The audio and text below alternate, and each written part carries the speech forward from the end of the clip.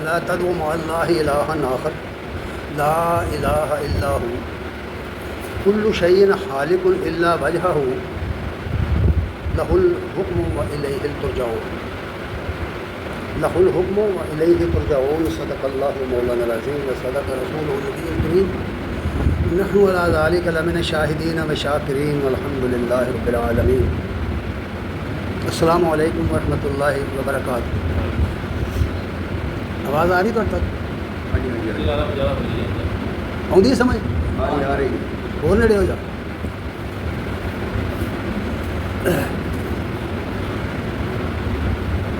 بہت ہی اللہ تعالیٰ کا احسان ہے کہ اس نے ہمیں اپنے دین کی سمجھ عطا فرمائی اور خصوصی طور پر توحید الوہیت واحدہ کی سمجھ. آپ کو معلوم ہونا چاہیے یا معلوم ہوگا کہ دنیا میں سب سے زیادہ شرک اس بات کا ہو رہا ہے کہ مرنے کے باوجود انسان مرتا نہیں. مرنے کے باوجود انسان مرتا نہیں. اس بنیاد پر سب سے زیادہ شرک ہو رہا ہے. یہی وجہ ہے کہ لوگ مردوں کو بھی کہتے ہیں کہ سنتے ہیں. مردے سنتے ہیں, مردے خواب دیکھتے ہیں, مردے خواب دیکھتے ہیں, مردے سنتے ہیں, مردے بولتے ہیں, مردے یہ کرتے ہیں, مردے وہ کرتے ہیں. یہ ساری چیزیں اس وجہ سے پیدا ہوئی کہ توحید کا اصل اور صحیح کنسپٹ جو ہے وہ ہم نہ پا سکیں, اس کو ہم سمجھ نہ سکیں. اسی موضوع پر میں نے صرف 2 باتیں عرض کرنی ہیں اور قرآن مجید کی روشنی میں کرنی ہے. پہلی بات یہ ہے کہ یہ آیت جو میں نے تلاوت کی ہے یہ سورہ القصص کی آیت نمبر 88 ہے. سورہ قصص کی یہ آخری آیت ہے. اس میں یہ بتایا گیا ہے, بلکہ حکم دیا گیا ہے کہ اللہ تعالیٰ کے ساتھ کسی دوسرے خدا کو نہ پکارو, اللہ کے ساتھ کسی دوسرے الہ کو نہ پکارو. ایک تو ہے اللہ کے سوا کسی کو پکارنا, ایک یہ ہے کہ اللہ کو بھی پکارنا اور دوسرے کو بھی پکارنا. جس طرح عام ٹرم یہ چلتی ہے نا, اللہ پنجتن پاک, اللہ پنجتن پاک, تو گویا اللہ بھی اور پنجتن پاک بھی اللہ والا کام کر رہے ہیں. یہ بہت بڑا شرک ہے, بہت بڑا شرک. اور یہ بات اس لیے فرمائی گئی ہے کہ دنیا میں اللہ کے سوا جو کچھ تمہیں نظر آتا ہے, بھائی قریب آ جائیں, میں زیادہ آواز سے نہیں بول سکوں گا. اللہ کے سوا جو کچھ دنیا میں ہے, جتنی کائنات ہے, فرشتے ہیں, انسان ہیں, پھر انسانوں میں سے اعلیٰ درجہ اولیاء ہیں, پھر انبیاء ہیں, رسول ہیں, پھر دیگر مخلوقات آسمانی اور زمینی تمام مخلوقات, ان سب کے لیے تباہی ہے, ان سب کے لیے ہلاکت ہے. کوئی چیز باقی نہیں رہے گی. قرآن مجید میں یہ بات بتا دی گئی ہے کل شیء ہالک, کل شیء ہالک, ہر چیز کو ہلاکت ہے. الا وجہہ, سوائے اس کی ذات کے. ہر چیز ختم ہو جائے گی, ہر چیز مٹ جائے گی اللہ کی ہستی, اللہ کی ذات کے سوا. اور فیصلہ اللہ کا ہوگا. لہ الحکم و الیہ ترجعون. اسی کا فیصلہ لاگو ہوگا اس دنیا میں بھی ہے اور آخرت میں بھی, اور سب کے سب نے اللہ کے حضور لوٹ کر جانا ہے. یہ بنیاد ہے مسلمانوں کے اصل عقیدے کی. اللہ کو, اللہ کے ساتھ اس کی ذات میں, اس کی صفات میں, اس کے اختیارات میں, اس کے حقوق میں کسی کو شریک نہیں کرنا. مثلا صفات میں شرک یہ ہے کہ اللہ کی صفت یہ ہے الحی القیوم, اللہ لا الہ الا هو الحی القیوم. اللہ حی القیوم ہے, حی القیوم. اگر کوئی شخص یہ عقیدہ رکھتا ہے کہ فلاں مرنے والا بھی زندہ ہے تو وہ اللہ کی صفت الحی میں اس کو شریک کر رہا ہے. وہ آدمی مشرک ہے, یاد رکھنا. یہ بات کھول کر قرآن میں بیان کی گئی ہے, بڑی تفصیل سے بیان کی گئی ہے. اس لیے پہلی بات یہ بیان کر دی کہ اللہ کے سوا یا اللہ کے ساتھ ساتھ کسی اور کو نہ پکارو. 2 قسم کا شرک ہے دنیا میں, اللہ کے سوا پکارنا, اللہ کو چھوڑ کر غیروں کو سے مدد مانگنا, یا اللہ سے بھی مدد مانگنا پھر غیروں سے بھی مانگنا. اس لیے منع کر دیا گیا کہ نہیں, اللہ کو پکارو, صرف اللہ کو. کیونکہ یہ پکارنا جو ہے نا, پکارنا یہ عبادت ہے. بلکہ جو نمازیں آپ پڑھتے ہیں نا، جو عبادت کرتے ہیں، اس کے اندر اصل چیز جو ہے وہ دعا ہے۔ الدعاء مخ العبادت، اس لیے کہا گیا کہ دعا عبادت کا مغز ہے، کیونکہ دعا ہی اصل چیز ہے۔ آپ نماز جب نیت کر کے تکبیر کہہ کے کھڑے ہو جاتے ہیں قیام میں، تو شروع کرتے ہیں اللہ کی حمد و ثنا کرتے ہیں، دعا پڑھتے ہیں، ساری دعائیں سب کچھ پڑھتے ہیں۔ اس میں اصل چیز دعا ہے، اللہ کو پکارنا ہے۔ اس لیے منع کر دیا گیا کہ اللہ کے ساتھ کسی اور کو نہ پکارو، اس کے سوا کوئی الہ نہیں ہے، کوئی اس کے سوا خدا نہیں ہے، کوئی اس کے سوا حاجت روا مشکل کشا نہیں ہے۔ اور یاد رکھو ہر چیز کو ہلاکت ہے سوائے اس کی ذات کی، حکم اس کا ہے، سب لوگ ٹوکتا جاؤ۔ ساتھ ہی یہ بات فرمائی، دنیا میں جتنا شرک ہو رہا ہے، غیر اللہ کو، جن غیر اللہ کو پکارا جا رہا ہے، اللہ کے سوا جن کو پکارا جا رہا ہے، ان میں سب سے بڑی ہستیاں اللہ کے نبی ہیں، انبیاء کو پکارا جا رہا ہے۔ آپ عیسائیوں کو دیکھیں گے تو وہ یسوع خداوند کہیں گے، وہ عیسیٰ علیہ السلام کو پکاریں گے، اور مسلمانوں کو دیکھیں گے تو وہ یا رسول اللہ کے نعرے لگائیں گے، وہ نبی صلی اللہ علیہ وسلم کو پکاریں گے، اور ایک خاص گروہ کو دیکھیں گے تو ولی کو پکاریں گے۔ یہ شرک ہے۔ ان کے بارے میں یہ جو مخلوق میں سے اللہ نے رسول بنائے، انبیاء بنائے، یہ بھی فانی ہے۔ قرآن کی گواہی یہ ہے، سورہ انبیاء میں آیت نمبر 8 میں یہ بات فرمایا وَمَا جَعَلْنَاهُمْ جَسَدًا لَا يَأْكُلُونَ الطَّعَامَ، ہم نے ان نبیوں کے جسم اس طرح کے نہیں بنائے کہ وہ کھانے کے محتاج نہ ہوں، کھانا نہ کھاتے ہوں، اور جو کھانا کھائے وہ مشکل گزار نہیں ہوتا، جو کھانا کھائے جس کو نیند آئے وہ خدا نہیں ہوتا، وہ کسی دوسرے کی مدد نہیں کر، جو خود محتاج ہے اللہ کا وہ دوسرے کی ما فوق الفطری مدد نہیں کر سکتا۔ یہ دین کا سبق ہے جو نبی صلی اللہ علیہ وسلم نے ہمیں دیا۔ اس لیے فرمایا گیا ہے وَمَا جَعَلْنَاهُمْ جَسَدًا لَا يَأْكُلُونَ الطَّعَامَ، ہم نے ان کے جسم یعنی تمام انبیاء کے جسم اس طرح کے نہیں بنائے تھے، جسد اس طرح کے نہیں بنائے تھے کہ وہ کھانا نہ کھاتے ہوں یا انہیں کھانے کی حاجت نہ ہو۔ ساتھ یہ بھی کہا وَمَا كَانُوا خَالِدِينَ، اور اس طرح کے بھی نہیں بنائے کہ وہ ہمیشہ رہیں۔ کیا خیال ہے آپ کا؟ جسم اس طرح کے بھی نہیں نبیوں کے بنائے کہ وہ ہمیشہ رہیں، قرآن کہہ رہا ہے۔ اب یہ جو روایتیں لوگ اٹھائے کرتے ہیں کہ نبیوں کی میت کو مٹی نہیں کھاتی، یہ جھوٹ کا پلند ہے سارا، قرآن کے خلاف باتیں ہیں یہ۔ قرآن تو کہہ رہا ہے نہیں رہے گا، کوئی شے نہیں رہے گی، وما کانوا خالدین، کوئی چیز باقی رہنے والی، وہ ہمیشہ رہنے والے نہیں ہیں۔ کھول کر یہ بات بتائی گئی ہے، اور جو شخص قرآنی آیات کو جھٹلائے گا اور اس کے باوجود دوسری باتیں کرے گا وہ شرک سے نہیں بچ سکے گا۔ اس کے بعد آگے بڑھیے، اللہ تعالیٰ نے یہ حیثیت بھی بیان کر دی کہ جتنے دنیا میں بڑے بڑے لوگوں کو پکارا گیا ہے، سب سے بڑے لوگ تو انبیاء ہیں، پھر رسول ہیں، رسولوں کو پکارا لوگوں نے، صحابہ کو پکارا، اولیاء اللہ کو پکارا، ان سے دعائیں کرتے ہیں۔ قرآن کیا کہتا ہے والذین یدعون من دون اللہ، پہلی یہ آیت سنو، یہ آیت نمبر نحل، سورہ نحل کی آیت نمبر 17 ہے۔ اس میں یہ بات کہی گئی ہے افمن یخلق کمن لا یخلق افلا تذکرون، ذرا بتاؤ وہ کون ہے جو لوگوں کو، چیزوں کو پیدا کرتا ہے؟ کون ہے؟ لوگ کس کا نام؟ پوری مخلوقات میں سے کوئی ایک ہستی ایسی ہے جو مخلوقات کو پیدا کرتی ہے، جس کا نام لیں گے وہ خود مخلوق ہے۔ فرشتے خود مخلوق ہیں، انبیاء خود مخلوق ہیں، پھر رسول بڑے بڑے خود مخلوق ہیں۔ اس لیے آفامن یخلق، بھلا وہ جو پیدا کر رہا ہے، یعنی اللہ ہے، خالق ہے نا، کمل لا یخلق، اس کی مدد ہو سکتا ہے جو کچھ پیدا نہیں کر سکتا۔ یہ دونوں ایک جیسے ہیں، خالق اور مخلوق ایک جیسے ہیں۔ پاگل سے پاگل آدمی کو یہ بات سناؤ وہ بھی کہے گا نہیں، ایسا نہیں ہو سکتا، خالق اور مخلوق ایک جیسے نہیں ہے، اللہ کی طرح کوئی ہے ہی نہیں۔ جتنا بھی اس کو بڑھا لو، جتنے بھی اس کے درجات بلند کر لو، وہ اللہ نہیں بن جائے گا، خدا نہیں بن جائے گا۔ اس لیے یہ بات فرمائی گئی ہے بھلا وہ کون ہے جو پیدا کرتا ہے، تخلیق کرتا ہے۔ آگے فرمایا افلا تذکرون، کیا تمہیں ہوش نہیں آئے گی؟ نہیں سمجھو گے؟ نہیں نصیحت پکڑو گے؟ کیا نصیحت نہیں لینا چاہتے ہو؟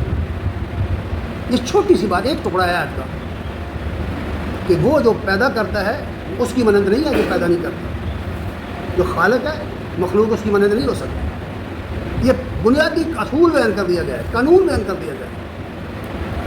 اور پھر یہ بھی کہا کہ ہوش میں آؤ، نصیحت حاصل کرنے کی کوشش کرو، ورنہ انجام جو ہے نا وہ بہت برا ہے۔ اس لیے آگے فرمایا اسی صورت میں اس صورت کے آیت نمبر 21 20-21 میں فرمایا والذین یدعون من دون اللہ، یہ لوگ اللہ کے سوا جن سے دعائیں کرتے ہیں، پکارتے ہیں، اللہ کے سوا جن سے دعائیں کرتے ہیں، فرمایا لا یخلقون شیئا وهم یخلقون، وہ کسی چیز کے خالق نہیں ہے، وہ خود مخلوق ہے۔ سورہ نحل کی آیت نمبر 20، جن کو تم پکار رہے ہو نا، جن کے نعرے لگا رہے ہو، علی کو پکارتے ہو، نبی کو پکارتے ہو، عیسیٰ کو پکارتے ہو، چھوڑو باقی لوگوں کو، جن کو پکارتے ہو اشعار پڑھو، لوگوں کو شرک سے بڑی ہوئی کتابیں پڑھو۔ فرمایا یہ کسی شے کی خالق نہیں ہے، یہ کسی چیز کے خالق نہیں ہے، پیدا کرنے والے نہیں ہیں، جن سے اللہ کے سوا جن سے تم دعائیں کرتے ہو، بلکہ وہ مخلوق ہیں، خود مخلوق ہیں، پیدا کیے گئے ہیں۔ ایک زمانہ وہ تھا وہ نہیں تھے، ان کا وجود ہی نہیں تھا، پھر وہ پیدا ہو گئے، پھر اپنی مدت عمر گزار کر موت کا شکار ہو گئے، موت کے ذریعے چلے گئے اس دنیا سے۔ اور پھر فرمایا وَهُمْ يَخْلُقُونَ اموات، مردے ہیں، کوئی نبی ہو کوئی ولی ہو سب مر چکے، اموات مردے ہیں، غیر احیاء، حیاتی کی کوئی رمق ہی باقی نہیں ہے ان کے اندر، غیر احیاء۔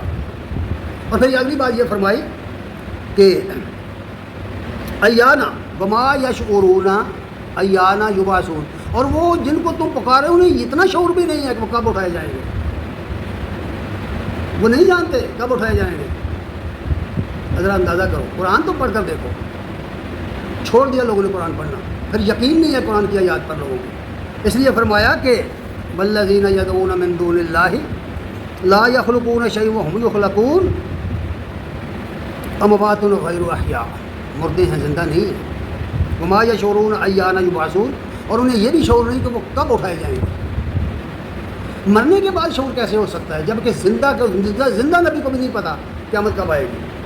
حدیث جبریل میں ہے کہ سوال کیا اس نے نبی کریم صلی اللہ علیہ وسلم سے قیامت کب آئے گی، آپ نے فرمایا نہ پوچھنے والوں کو پتہ ہے، نہ جس کو پوچھا جا رہا ہے اس کو پتہ ہے، سمجھے؟ نہ جبریل کو پتہ ہے کہ قیامت کب آئے گی، نہ محمد رسول اللہ کو پتہ ہے قیامت کب آئے گی۔ یہی بات یہاں کہی گئی ہے، جب زندہ بقالی ہوش و حواس موجود ہوں نبی اور وہ کہیں کہ مجھے نہیں پتا قیامت کب آئے گی، تو فوت ہونے کے بعد پتہ لگ چل گیا ہے ان کو۔ یہی بات تو قرآن کہہ رہا ہے ایانا یبعثون، ما یشعرون ایانا یبعثون، نہیں جانتے، انہیں شعور نہیں ہے کب اٹھائے جائیں گے۔ اچھا، اس کے بعد آگے بڑھیے، فرمایا الہکم الہ واحد، خدا ایک ہے، حاجت روا ایک ہے، مشکل کشا ایک ہے، اس کے سوا کوئی مشکلیں حل نہیں کر سکتا، کوئی مصیبتیں ٹال نہیں سکتا، کسی کو یہ اختیار نہیں۔ بعض بے وقوف قسم کے لوگ کہتے ہیں تو پھر ہم دوسرے سے پانی کیوں مانگتے ہیں، وہ دوسرے سے فلاں چیز کو مانگتے ہیں، ارے بھائی وہ تمہارے اختیار میں ہے، اس لیے مانگتے ہیں، اس کے اختیار میں ہے، اس کو تعاون علی البر کہتے ہیں۔ اور جس نفی کی گئی وہ یہ ہے کہ آدمی ہزاروں میل دور ہو تو وہاں اس سے پکارے کہ 2 بجے پانی پکا لے کر دکھاؤ، نہیں ہوگا، فوق الفطری طریقے پر پکارنا منع ہے۔ پھر اس کے بعد فرمایا الہکم الہ واحد فالذین لا یؤمنون بالآخرہ، پس وہ لوگ جو آخرت کو نہیں مانتے، جو آخرت کو نہیں مانتے، یا آخرت پر یوں ترجمہ کرو کہ آخرت پر ایمان نہیں رکھتے، قلوبہم منکرہ، ان کے دل منکر ہیں۔ ویسے میں آپ کو عرض کر دوں کہ وہ جس کو پوچھو گے نا، آپ عیسائی سے پوچھو گے وہ قیامت کا قائل ہے، قیامت ہوگی، یہودی قیامت کا قائل ہے، بلکہ غیر مسلم جتنی دنیا ہے ان سب کا لٹریچر پڑھ کر دیکھو، وہ مرنے کے بعد حساب کتاب کے قائل ہیں۔ ان میں سے کتنے ہی لوگ وہ ہیں جو جیسے مجوسی ہیں، ہندو ہیں، بدھ ہیں وغیرہ وغیرہ، بڑے بڑے مذاہب، یہ دوبارہ زندہ ہونے کے قائل نہیں ہیں، اور جو قائل ہیں زندہ ہونے کے، ان کے اعمال بتا رہے ہیں کہ انہیں آخرت پر یقین نہیں ہے۔ ان کا پورا زندگی کا مطالعہ کریں گے نا آپ کو پتہ چل جائے گا کہ اس کو آخرت پر یقین نہیں ہے۔ ورنہ یہ ہو نہیں سکتا کہ ایک آدمی کو آخرت پر یقین ہو کہ میں نے اپنی زندگی کا حساب دینا ہے، تو پھر بھی وہ غلط عقیدہ رکھے، اس کو فکر نہ کرے اپنے عقیدے کو درست کرنے کی اور اپنے مال کو درست کرنے کی، ہو نہیں سکتا یہ، اس لیے یہ بات فرمائی گئی ہے۔ اور دوسری بات یہ ہے کہ جو لوگ آخرت کے منکر ہوتے ہیں ان کی ایک علامت یہ ہے کہ وہ تکبر میں رہتے ہیں، بڑائی میں رہتے ہیں، تکبر کی وجہ سے ہدایت کی باتوں کو رد کر دیتے ہیں، نہیں مانتے، نہیں تسلیم کرتے۔ اس کے بعد یہ بات فرمائی گئی ہے یہ پہلی بات ہے جو میں نے عرض کرنی تھی کہ خواہ کوئی ولی اللہ ہو، خواہ کوئی نبی ہو، خواہ کوئی عالم ہو، خواہ کوئی جاہل ہو، اس دنیا کے اندر باقی نہیں رہ سکے گا، جائے گا دنیا سب کے سب چلے گئے۔ تمام انبیاء فوت ہو گئے، ان میں سے صرف انبیاء کی پوری جماعت میں سے سوائے محمد صلی اللہ علیہ وسلم کے کسی کی قبر نہیں ہے، مٹ گئی۔ جتنی قبریں دنیا میں انبیاء کے نام پر بنائی گئی سب جعلی ہیں، ایک بھی صحیح نہیں۔ یاد رکھنا یہ بات، صرف نبی کریم صلی اللہ علیہ وسلم کی قبر موجود ہے، اور اللہ نے اس کو اس لیے محفوظ رکھا ہے کہ لوگوں کو پتہ چلے کہ یہ نبی بھی فوت ہو چکے ہیں۔ جب نبی صلی اللہ علیہ وسلم کی وفات ہوئی، لمبی حدیثیں یہ بخاری مسلم وغیرہ میں، ہمیں عائشہ صدیقہ رضی اللہ تعالیٰ عنہا بیان کرتی ہیں کہ ابو بکر آئے۔ ابو بکر مدینے کے سے مسجد نبی سے دور ایک محلہ سن تھا، وہاں رہتے تھے۔ جب وہ آئے، وہ گھر میں آئے، نبی کریم صلی اللہ علیہ وسلم کی ناچ چارپائی پر رکھی ہوئی تھی، یمنی چادر اوپر ڈالی ہوئی تھی، انہوں نے چادر ہٹائی، آپ کا بوسہ لیا اور قسم کھا کر کے کہا، اللہ اے نبی، اللہ کی قسم وہ تیرے اوپر دو موتیں جمع نہیں کرے گا، دو موتیں جمع نہیں کرے گا۔ یعنی یہ موت جو آ گئی، جو مقدر میں تھی وہ آ گئی۔ یہ نہیں ہوگا کہ قبر میں تمہیں دفن کریں پھر تم زندہ ہو جو پھر صاف ہو، اس طرح کی بات نہیں ہے۔ یہ بہت بڑی جہالت ہے دنیا میں جو پیدا ہو چکی ہے۔ قبر پوجا کا بنیادی سبب یہ ہے کہ مردوں کو زندہ سمجھتے ہیں۔ قبر پوجا کا سبب یہ ہے کہ لوگ سمجھتے ہیں مردے سنتے ہیں، یہ دیکھتے ہیں، یہ گفتگو کرتے ہیں، یہ کرتے ہیں، وہ کرتے ہیں۔ یہ سب جھوٹ ہے، جھوٹی روایات ہیں، یہ یاد رکھیے گا۔ یہ سب ایرانیوں کی گھڑی ہوئی روایات ہیں، جن کا اپنے عقیدے اس طرح کے تھے۔ اس لیے یہ بات فرمائی گئی ہے کہ یہ سب کے سب فوت ہو گئے۔ اب جب فوت ہو گئے تو اب ان کو پکارنے کا کوئی تک ہی نہیں بنتا، ان کے لیے دعا کی جا سکتی، ان کے درجے بلند ہوں، اللہ تعالیٰ ان کے درجات مزید بلند کرے۔ جو امتی ہیں ان کی بخشش کی دعا بھی کی جا سکتی ہے، انبیاء کے لیے ان کے درجات کی بلندی کی دعا کی سکتی ہے۔ یہ درود جو ہم پڑھتے ہیں یہ درجات کی بلندی کی دعا ہے، بلندی درجات کی دعا ہے یہ۔ اس میں ہم کہتے ہیں کہ اے اللہ اس طرح درجے بلند کر، اس طرح برکت عطا فرما محمد صلی اللہ علیہ وسلم اور آپ کے ساتھیوں کو، جس طرح تو نے ابراہیم اور اس کے ساتھیوں کو عطا کی تھی، سرفرازی عطا کی، یہ کہتے ہیں ہم لوگ۔ اس لیے اس کے بعد وہ طبقہ جو منہ زبانی تو مانتا ہے کہ اسلام حق ہے، اللہ بھی سچا ہے، رسول بھی سچا ہے، کتاب بھی سچی ہے، سب کچھ مانتا ہے، لیکن اپنی زندگی کے معاملات کو اس طریقے پر اس ایمان کے مطابق نہیں گزارتا۔ اس کو سنو ذرا۔ اس کے لیے فرمایا، یہ دوسری بات ہے جو میں عرض کرنے لگا ہوں۔ پہلی یہ کہ انبیاء دنیا سے چلے گئے اور انہوں نے منع کر دیا کہ ہماری قبروں کو پوجا نہ جائے۔ نبی صلی اللہ علیہ وسلم نے منع کر دیا، یاد رکھو تم سے پہلی قومیں اپنے نبیوں کی قبروں کو پوجتے تھے، ان کو زندہ سمجھتے تھے۔ عیسائیوں اور یہودیوں کی مثالیں دی بخاری میں، حدیث مسلم میں موجود ہیں۔ خبردار کر دیا کہ دیکھو میری قبر کو عیدگاہ نہ بنانا، یعنی لوٹ کر یہاں نہ آنا، میلے ٹھیلے نہ لگانا، وثن نہ بنانا، سب ہدایات موجود ہیں۔ اس کے بعد اگلے گروہ کی بات ہو رہی، وہ لوگ جو کہتے ہیں کہ ہم مانتے ہیں، اللہ کو بھی مانتے ہیں، فرشتوں کو بھی مانتے ہیں، امانیات کی بات کرتے ہیں، مانتے ہیں، ان کے بارے میں فرمایا۔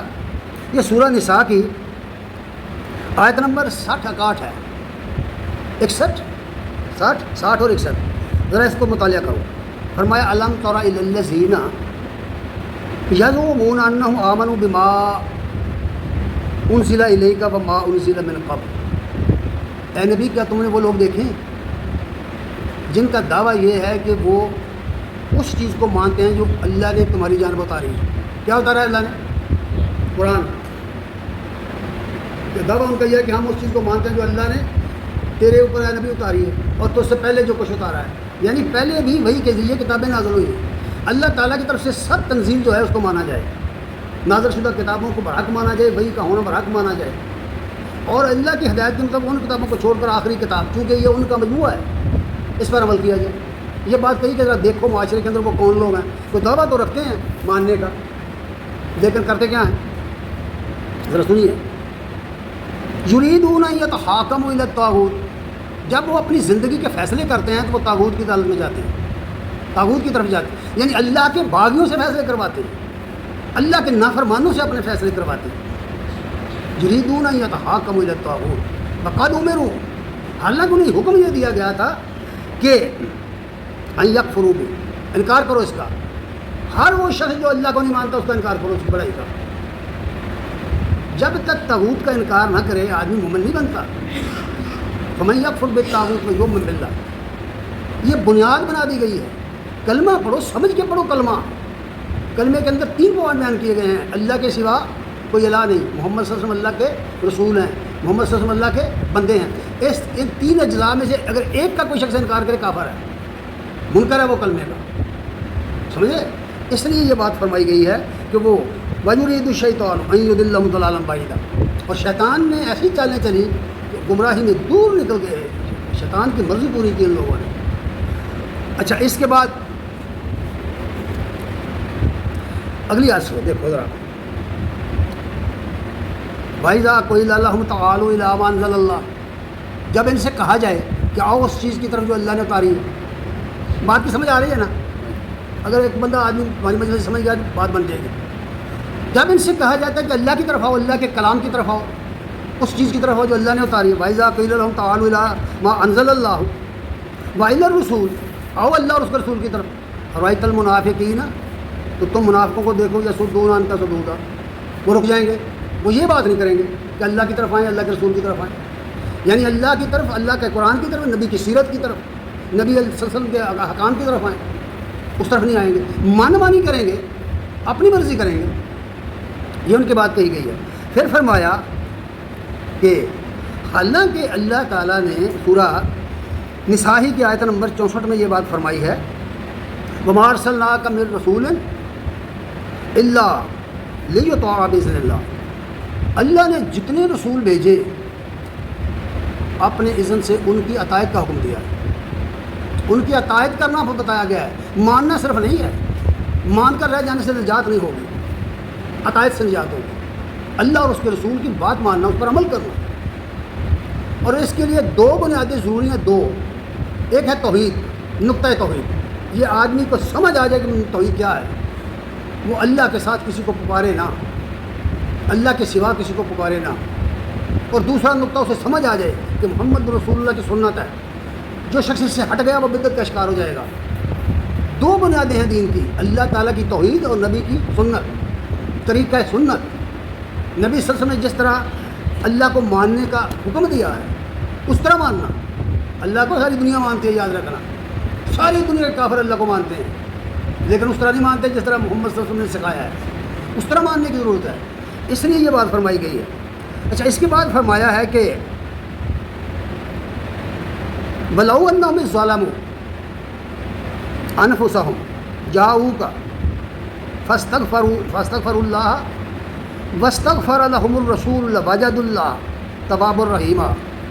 آپ نیٹ پر ایسے مولوی دیکھیں گے جو یہ شاید کو پڑھیں گے تو وہ کہیں گے کہ جس طرح نبی صلی اللہ علیہ وسلم کی زندگی میں لوگ نبی صلی اللہ علیہ وسلم کے پاس جاتے تھے، اپنی دعائیں کرواتے تھے، اسی طرح اب قبر کے اوپر جا کر بھی دعائیں کروا سکتے ہیں. یہ نیٹ پر آپ پڑھیں گے، سنیں گے مولویوں کو. تباہی مچا دی ملاؤں نے غلط تفسیریں کر کر کے. بات جو یہاں کہی گئی ہے کہ یہ جو پیچھے جن آیات میں ذکر آیا ان منافقوں کا کہ وہ من مانی کرتے ہیں، اللہ رسول کی بات نہیں مانتے، فیصلے اپنے طاغوت سے کرواتے ہیں، اللہ رسول سے نہیں کرواتے. ان کے بارے میں فرمایا کہ اگر مرنے سے پہلے آپ کی خدمت میں یا رسول اللہ آ جائیں اور یہ اللہ سے بخشش مانگیں، معافی مانگیں، اور اللہ کا رسول بھی ان کے لیے معافی مانگے تو اللہ تعالیٰ کو غفور رحیم پاؤ گے، اللہ کو بخشنے والا پاؤ گے. یہ بات کہی گئی ہے. اس کا یہ مطلب نہیں کہ نبی صلی اللہ علیہ وسلم وفات پا گئے اور اس کے بعد قبر پر جا کر کے دعائیں کرو. وہ حدیثیں پڑھو، وہ آیات پڑھو تو اس کی جو روک رہی ہیں. کسی صحابی کا اس طرح کا عمل نہیں ہے، یاد رکھنا. اس طرح کی باتیں لوگوں کو نہیں پتہ. لوگ تو بیچارے سادے ہیں. یہ اہل علم جو بنے پھرتے ہیں، یہ بڑے بڑے مفتی، بڑے بڑے ڈاکٹر، بڑے بڑے سکالر، یہ وہ اس طرح کے جھوٹ بولتے ہیں ٹی وی پر. تفسیروں میں اس طرح کی باتیں لکھی ہوئی ہیں، کہانیاں لکھی ہوئی ہیں، حکایتیں لکھی ہوئی ہیں. وہ ایک بندہ آیا، اس نے آ کر کے یہ کہا یا رسول اللہ، قبر پر آیا، یا رسول اللہ میرے اوپر مصیبت آ گئی ہے، میری مدد فرمائیے.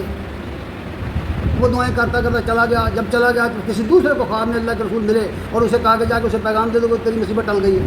یہ ساری جھوٹی باتیں ہیں، ان کی کوئی حقیقت نہیں ہے. یاد رکھنا، جس طرح دیگر دنیا ساری زندہ ہوگی قیامت کے دن، اس طرح نبی بھی زندہ ہو کر آئیں گے. حدیث میں ہے، نبی صلی اللہ علیہ وسلم نے فرمایا سب سے پہلے میری قبر پھٹے گی، سب سے پہلے. اور قیامت کے دن جو حشر ہوگا سب لوگ برہنہ ہوں گے. سب سے پہلے ابراہیم علیہ السلام کو لباس پہنایا جائے گا. پوری ایک لمبی حدیث میں یہ باتیں فرمائی. یعنی سب کے سب لوگ دوبارہ زندہ ہو کر کے رب کے حضور آئیں گے اور اپنے اعمال کا حساب دیں گے. اب اس آیت کے اندر یہ چیز کہاں آ گئی کہ قبر پر جا کر دعائیں کرو؟ یہ تو نبی صلی اللہ علیہ وسلم کی زندگی کا معاملہ ہے کہ جو منافقین تھے، جو نافرمان لوگ تھے، انہیں بتایا گیا کہ ابھی وقت ہے، آؤ معافی مانگ لو، نبی کی خدمت میں آؤ، اللہ سے بھی معافی مانگو، اور نبی صلی اللہ علیہ وسلم بھی تمہارے لیے دعا کریں کہ اللہ کو تم رحیم و کریم پاؤ گے.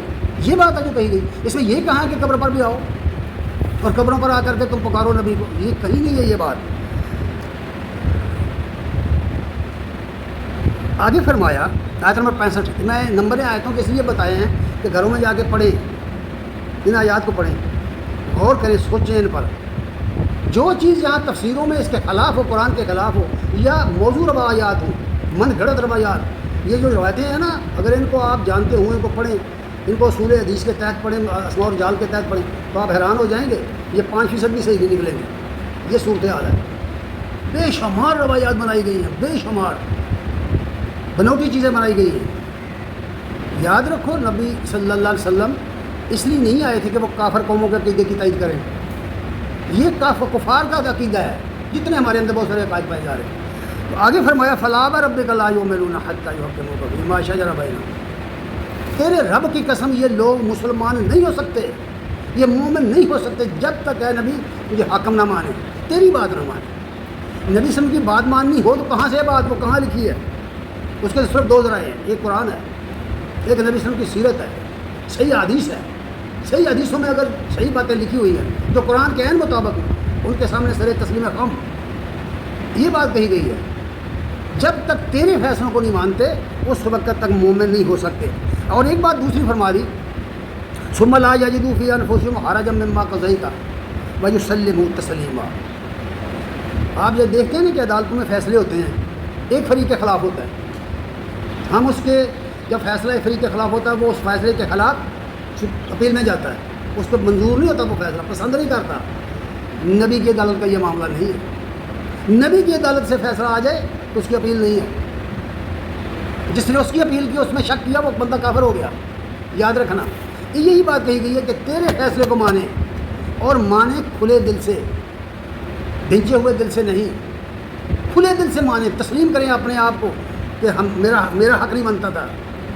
جو فیصلہ اللہ اور اس کے رسول نے دے دیا اس کے سامنے سر جھکائے، سر تسلیم خم کرے. جتنی باہمی منازعات ہیں، جتنی متنازعات ہیں پائے جا رہے، جتنی ایک دوسرے کے مخالف لوگ ہیں ایک دوسرے کے ساتھ مناظرے کرتے ہیں، مناظرے یقین مانیے ہر جگہ مناظرہ پھر بھی مانتے نہیں ہیں. ہم نے یہ بھی دیکھا، بہت سارے لوگوں کو دیکھا ہے مانتے نہیں ہیں. وجہ کیا ہے کہ کھلے دل سے اللہ اور اس کے رسول کی بات تسلیم نہیں کرتے. یہ ہے صورتحال. اس لیے یہ بات فرمائی گئی ہے. یہ 2 باتیں میں نے عرض کر دی. ایک یہ کہ اللہ وحدہ لا شریک کے سوا ہر چیز ہلاک ہو جائے گی. قرآن مجید میں 3 لفظ استعمال ہوئے ہیں، موت کا لفظ، فوت کا لفظ اور ہلک کا لفظ. ہالک. موت کیا ہے؟ لوگ سمجھتے ہیں کہ روح اور بدن کی جدائی کا نام موت ہے. یہ روحانیت کا ڈھونگ رچایا ہے صوفیوں نے، کفار کافر قوموں نے. اگر اس کو آپ نے پڑھنا ہو تو افلاطون اور سقراط وغیرہ کی کتابیں پڑھو، مجوسیوں کی کتابیں پڑھو، تمہیں پتہ چلے روحانیت کدھر سے آئی ہے مسلمانوں میں. سمجھے؟ انسان کو اللہ تعالیٰ نے کامل وجود کے ساتھ پیدا کیا ہوا ہے، اور یہ لفظ نفس کے ترجمے روح کر دیتے ہیں. قرآن میں لکھے ترجمے غلط کیے ہوئے ہیں. حالانکہ نفس کا معنی ہوتا ہے بذات خود انسان کی ذات، اس کی شخصیت. یہ ہے اس کا مطلب. موت جب آتی ہے تو اس کی جو قوت نمو ہوتی ہے کسی بھی جاندار کی یا کسی بھی پودے کی، وہ اس کے اندر سے نکل جاتی ہے. اس کی مثال ایسے ہے جیسے انگارہ رکھا ہوا اور آہستہ آہستہ اس کی آگ اندر سے نکلتی جا رہی ہے. آگ ختم ہوگی، انگارہ خاک بن گیا. موت اس بات کو کہتے ہیں، قوت نمو کا ختم ہو جانا، اس کو کہتے ہیں موت. قرآن مجید میں 6 معنوں میں موت کا لفظ آیا ہے، 6 معنوں میں. پھر کبھی انشاءاللہ بیان کروں گا، موقع ملا. اس کے بعد فوت کا لفظ ہے. سب لوگ جانتے ہیں کہ جب کسی کی فوتگی کا اعلان ہو تو کیا سمجھتے ہیں لوگ؟ فلاں آدمی فوت ہو گیا. کبھی سوچا ہے؟ فلاں آدمی فوت ہو گیا، مر گیا ہے نا، یہ سمجھتے ہیں نا جب اعلان ہوتے ہیں. کبھی کسی نے یہ بھی سمجھا ہے کہ بھائی پورے کا پورا اب لے لیا گیا ہے؟ کبھی سمجھا اس طرح؟ ہے تو زندہ لیکن کیونکہ پورے کا پورا اٹھا لیا گیا. یہ بنوٹی چیزیں ہیں. فوت کا لفظ. پھر ہلاک کا لفظ. یہ جو ہلاک کا لفظ ہے اس کا باب ہے نا، جو گردانے کرتے ہیں لوگ، کتاب و صرف پڑھتے ہیں، علم و صرف پڑھتے ہیں، تو وہاں اس لفظ کو دیکھو. حالانکہ یہلکو کا مطلب یہ ہوتا ہے کہ بے وجود ہو جانا، اس کا وجود ختم ہو جانا. اللہ تعالیٰ نے نبی کریم صلی اللہ علیہ وسلم کے لیے قرآن میں موت کا لفظ بھی استعمال کیا، انک میت و انہم میتون، اور فوت کا لفظ بھی استعمال کیا 4 جگہ، اور نبیوں کے لیے یوسف علیہ السلام کے لیے لفظ ہلاک کا استعمال کیا۔ تینوں لفظ استعمال کر کے فوت، موت اور ہلاک بتا دیا کہ ہر چیز فانی ہے، کوئی چیز باقی نہیں بچے گی یہاں۔ اور یہ بھی یاد رکھو کہ یہ زمین، یہ آسمان، یہ نہیں رہیں گے، ان کا وجود ختم ہو جائے گا، دھول بن کر اٹھ جائیں گی ہر چیزیں۔ کیا سمجھے آپ کہ جب یہ زمین نہ ہوگی، زمین دھول بن کر اٹھ جائے گی، تو آپ کے یہ مزار کہاں ہوں گے؟ یہ مسجدیں جو سمجھتے ہیں آپ نہیں ہیں، قبروں میں پورے اسی طرح ہیں، کہاں ہوں گی؟ اور اللہ کا وعدہ تو پورا نہ ہوا کہ ہر چیز مٹ جائے گی اور دوبارہ پہ بنائے گا، عصر نو زندہ کرے گا ہر چیز کو، پھر حساب لے گا۔ ایک بات توحید کا نقطہ سامنے رہے، اللہ کو پکارو، اللہ کے سوا کسی اور کو نہیں، اللہ کے ساتھ کسی اور کو نہیں۔ دوسرا یہ کہ دنیا میں جو آیا اسے موت آئی، اسے موت آئی۔ حدیث میں ہے، امی عائشہ صدیقہ رضی اللہ تعالیٰ عنہ بیان کرتی ہیں کہ نبی کریم صلی اللہ علیہ وسلم کے وقت پر جب غذا کا وقت آیا، بخار کی شدت تھی، آپ نے کے پاس ایک پانی کا برتن رکھا ہوا تھا، وہاں پانی میں ہاتھ ڈبوتے تھے اور اپنے چہرے پر اس طرح مس کرتے تھے۔ کہتی ہیں کہ نبی کریم صلی اللہ علیہ وسلم نے ہاتھ ڈبویا، ہاتھ کو گیلا کیا اور اس طرح اٹھایا، زبان پر آپ کے اللہم رفیق اللہ کا کلمہ آیا، جان نکل گئی، ہاتھ نیچے گر گیا۔ کیا سمجھے آپ؟ انہوں نے یہ بتا دیا کہ نبی بھی فوت ہو جائے تو اسے اپنے عذاب پر اختیار نہیں رہتا، اپنے آپ کی مدد نہیں کر سکتا۔ سلیمان علیہ السلام کی موت کا ذکر قرآن میں ہے کہ جب ان کی لاٹھی کو کیڑے نے کھایا، وہ دھڑام سے گر گئے، کھڑے نہیں رہ سکے۔ پیغمبر اپنے بل بوتے پہ کھڑا نہیں رہ سکا، موت آ گئی۔ کیا سمجھے آپ؟ تو وہ تو خود اپنی حفاظت نہیں کر سکا، وہ تمہیں کیا دے گا مرنے کے بعد؟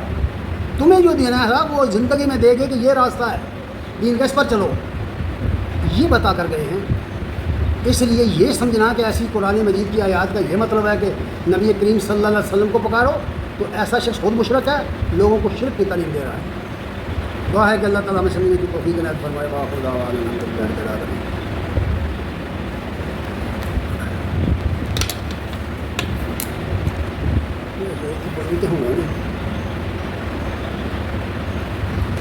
الحمد للہ رب العالمین۔